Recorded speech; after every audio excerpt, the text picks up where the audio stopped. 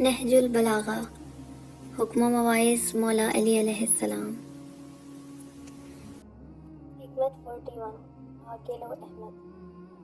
یہی مطلب دوسرے لفظوں میں بھی حضرت علیہ السلام سے مروی ہے، اور وہ یہ کہ بیوقوف کا دل اس کے منہ میں ہے اور عقل مند کی زبان اس کے دل میں ہے۔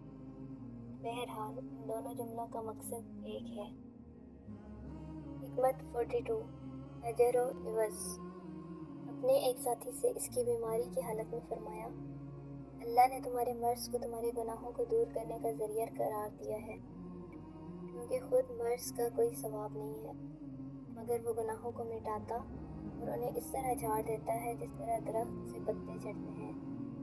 ہاں، ثواب اس میں ہوتا ہے کہ کچھ زبان سے کہا جائے اور کچھ ہاتھ پیروں سے کیا جائے، اور خداوند عالم اپنے بندوں میں سے نیک نیتی اور پاک دامنی کی وجہ سے جسے چاہتا ہے جنت میں داخل کر۔ حکمت 43، خباب ابن ارد۔ خباب ابن ارد کے بارے میں فرمایا، خدا خباب ابن ارد پر اپنی رحمت شامل حال فرمائے۔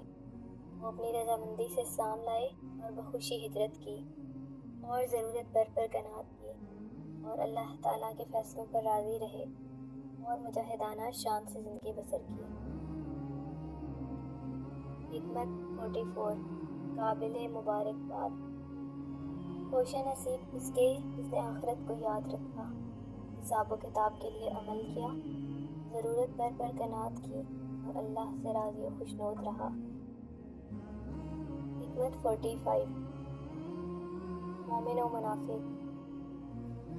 اگر میں مومن کی ناک پر تلواریں لگاؤں تو وہ مجھے دشمن رکھے تو جب بھی وہ مجھ سے دشمنی نہ کرے گا، اور اگر تمام متاع دنیا کافر کے آگے ڈھیر کر دوں کہ وہ مجھے دوست رکھے تو بھی وہ مجھے دوست نہ رکھے گا، اس لیے کہ یہ وہ فیصلہ ہے جو پیغمبر امت صلی اللہ علیہ وآلہ وسلم کی زبان سے ہو گیا ہے کہ آپ صلی اللہ علیہ وآلہ وسلم نے فرمایا، اے علی، کوئی مومن تم سے دشمنی نہ رکھے گا اور کوئی منافق تم سے محبت نہ کرے گا۔